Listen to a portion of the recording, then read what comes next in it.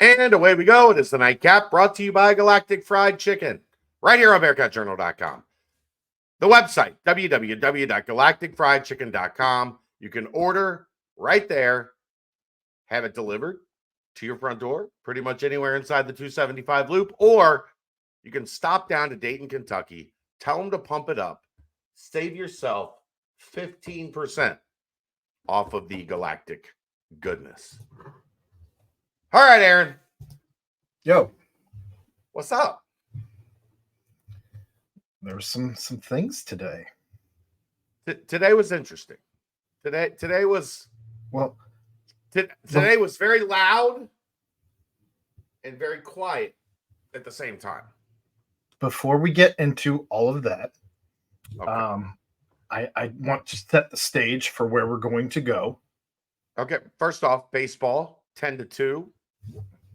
Got the first win of the season over Northern Kentucky. You could not have asked for a better day in middle of February to play a home baseball game in Cincinnati. Yeah, the 13-year-old here was out practicing. It was perfect. It's perfect. Yep. So that, of course, comes after. Congrats to Coach Bishop on win number 1. That, of course, comes after dropping the doubleheader on Saturday, and then Friday. Friday, and then Sunday's game was canceled due to inclement weather, and that game is not expected to be made up. So 1-2 on the season, we'll take it. Yeah, I mean they're, they let one get away Friday, the first one. Yeah. And could have gone 1-1, split that doubleheader, but they let one get away late. So good on him to get his first win. Can't wait to continue to hear more about this baseball team and their style and their identity as it develops over season 1 in the Bishop era. So that all said, wanted to set the stage for what we're going to talk about tonight. First things first, Chad. There is a new commissioner in town. In the Pac-12. Teresa Gould becomes the first woman Power 5 commissioner. That's a big deal. Yeah, it is, for sure. Klykov's out. Yeah, they punted him a while back, but into the sun. Yeah. Here is your money. Please.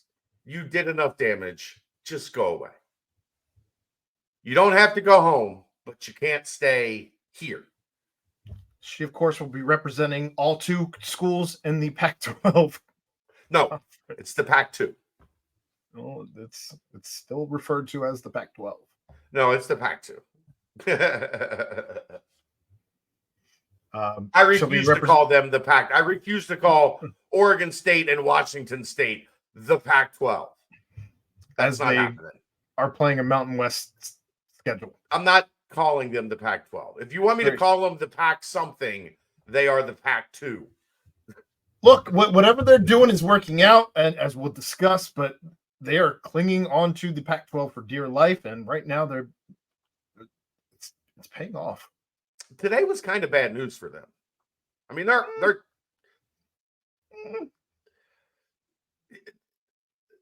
at risk of not being an automatic qualifier for the playoff every year right now. But for 2 years, they will still be paid as members of. Sure, but this is long term. If you're left out of a qualifier status for the playoff, you ain't getting in, bro. Nothing in college football is long term. Key example. Look at the ACC TV contract. No, that is long term, and nobody can get out of it. They're all stuck in a one-room cell with no windows and no doors. They're stuck. That is as long term as you get in sports these days. Man, what a mess. No, I mean, yes, there are some benefits that they're getting, but this is I'm going to explain to you throughout this show why this is everything we heard today is part of a long play that is now in motion. Keep going. Yeah. Keep going. So there, I thought you were going to continue. I'm going to. I just don't want to. Like, I don't want the show to end in 6 minutes. Monopolize the conversation. Right. So the CFP unanimously did approve the new rules for what the playoff structure is going to look like. You are going to have the 5+7 model in this 12-team playoff. Of course, that's going to give you your 5 highest ranked conference champions. Yes. So they have used very specific language for that. It is no longer P5, G5. It is no longer any of that. It is simply the 5 highest ranked conference champions, and that was extremely deliberate in the way that they worded that. You're pretty much looking at the Big Ten, the SEC, the Big 12, maybe the ACC being automatic bids. I mean, if the ACC is 6th, I mean, what? Without the Pac-12 really like in the equation here, if they fall to 6th, things have gone disastrously wrong. You would think. Yeah, I mean, that's anything's possible. The SEC could finish 6th. No, they can't.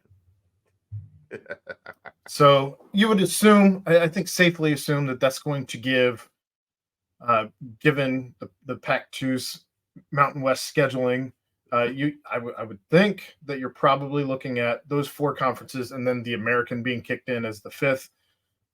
Or Conference USA. Like, there's a couple of the Mountain West, depending on what happens. It's not guaranteed that the American holds on to that spot. They're in prime position for it. Right. Yeah. Right.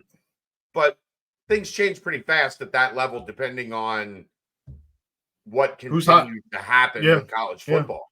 I mean, Liberty, you would think Coastal, Liberty, those schools are probably near the top of that pecking order as well, along with the American.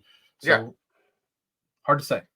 It's gonna be interesting. And there's always like an ebb and flow on some of these, G5, whatever you want to call them, G6, G5.5, whatever you want to call them now. There's always some ebb and flow just based on, how the game progresses and changes. So we'll see. But that part is good news for the SEC, the Big Ten, and to a lesser extent, the Big 12. Now, what I was talking about earlier, the Pac-2 essentially are going to be paid out for the next 2 years, the same as any of the other conferences as being part of the CFP, which when you're looking at how that money is divided up between those two schools probably desperately need that money, as they were banking on a TV contract that is simply not there. We're still waiting, Klykov, for that that TV deal. We're all still waiting. He is at his house with his wife, waiting, not anywhere near the Pac-12 office. Promising someone somewhere that deal is still coming. Just got to talk to the guy at Utah and see if he'll let me. So I don't know. It's good that there's something in place. It had to be voted on unanimously, otherwise it would not go through. And the Pac-12 was the reason that it was kicked down.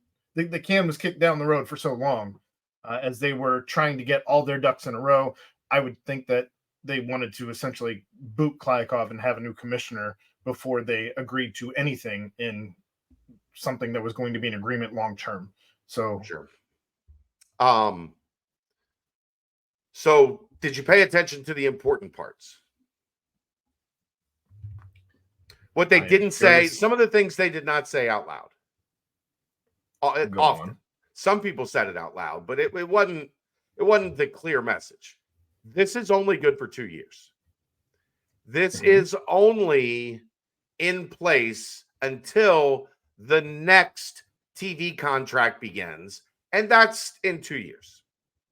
So we'll get 2024, we'll get 2025, and then this is going to change again in 2026. Hooray. Did you hear what was being talked about heavily today? I'm fairly certain I missed where you're going to go with this, but So a lot of the, chatter about this is that in 2026, it will expand again. shocker. The first round buys will go away. There will be 16 teams. And there is a belief that a chunk of those 16 teams are going to be automatic qualifiers from the SEC and Big Ten. As in potentially up to like 4 automatic qualifier spots for those two conferences. The issue I would have with this, if I was one of the smaller conferences than those They don't two, have a say. It doesn't matter. How does that have more? How do those two conferences have more voting power than the rest of all of the conferences combined? Because the NCAA is giving them that power. Well, and this is where you're going to see.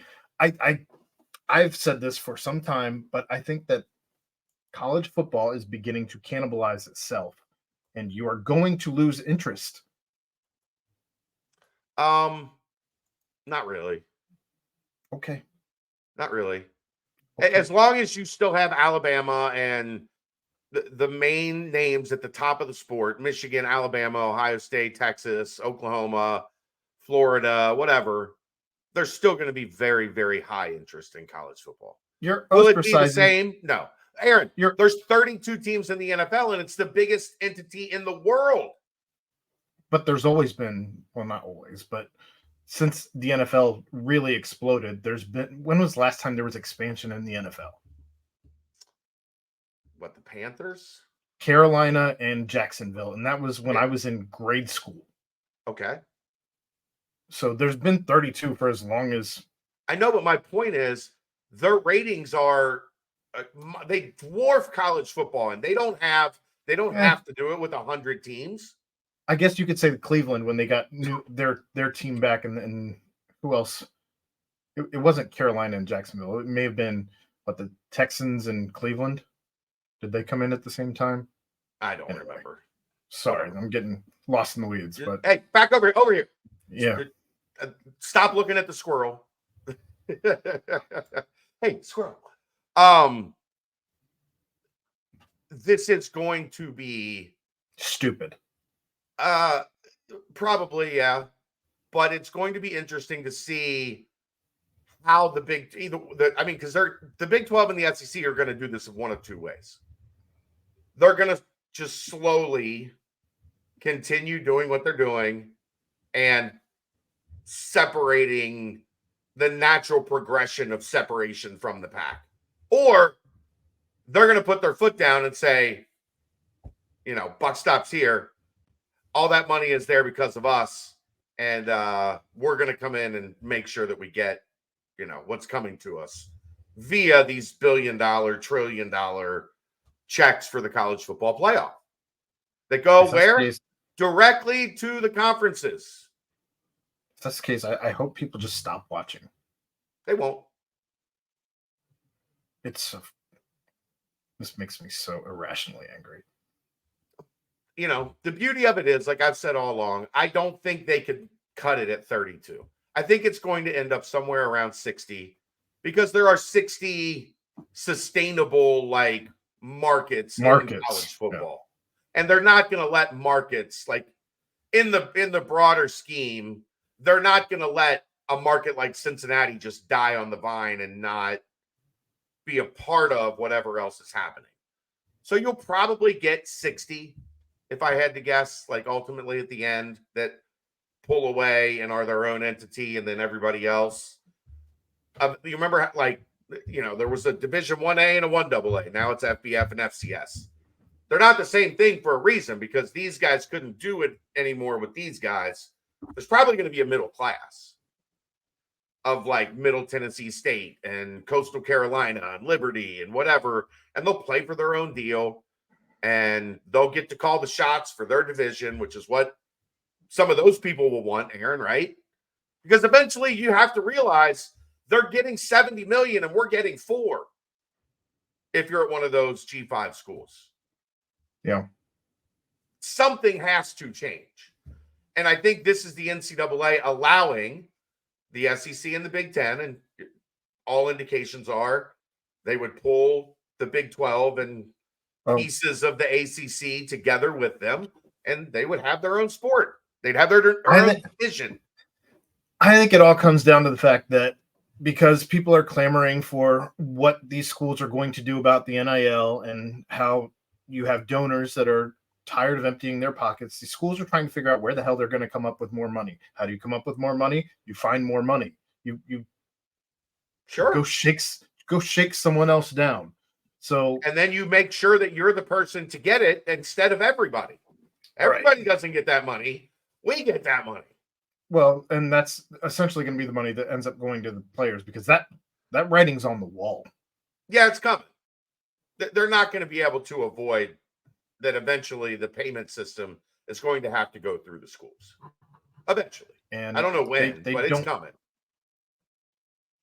They just don't want to be operating in the red or trying to figure out how they're going to raise more money when instead they could just find more money by taking the money from the poor and just kicking them out. I mean, you already see what's happening with all of this, Aaron. They have subsidized paying players to the boosters. The billion-dollar industry is not paying a dime to the players. Right. The fans of the reason there's a billion-dollar industry are also the ones paying the players.